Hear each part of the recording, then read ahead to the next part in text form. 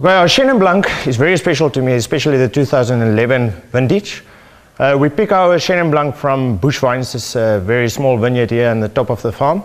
Now, Bush Vines is very good for Chenin Blanc because it's very low to the ground, so we get hot temperatures. And with that hot temperatures, there's a lot of raisins forming in the grapes, which is definitely showing inside our Chenin Blancs. But I've got to add a new technique that I started in 2011. It's actually a technique that I learned in France, in Sauternes, where you pick precisely the right berries off the bunch.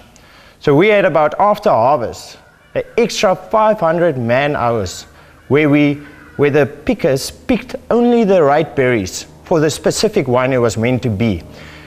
For the 2011 barrel fermented Chenin Blanc, that was precisely the technique.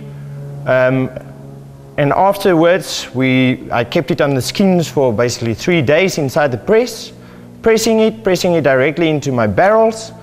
Barrels, it was fermented naturally, nothing added. It was a very natural product for about 6 months. And I kept it on the lees inside the barrel for another 6 months. So it was basically 12 months inside these barrels. Now the reason why I want to keep it as long as possible on the lees is that lees gives so much more shelf life to the wine and also a little bit more flavor, and they say it gives the wine a little bit of fattiness. The wine didn't go through malolactic fermentation.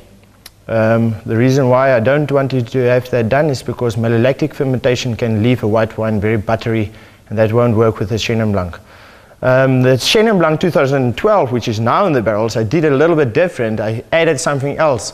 Where you saw the caper on the Shiraz shot, I put my Chenin Blanc in there as well, on the skins, and fermented it for a few days, also naturally, on the skins, punching the cap down once every 2 days, not to over-extract from the skins. That gave a lot of flavor to this wine. This wine is still fermenting. That's why these fermenting caps is on the barrels. And this will lie probably until December of 2012 inside the barrels. Batonnaging, that means mixing the lees with the wine once in every 2 weeks.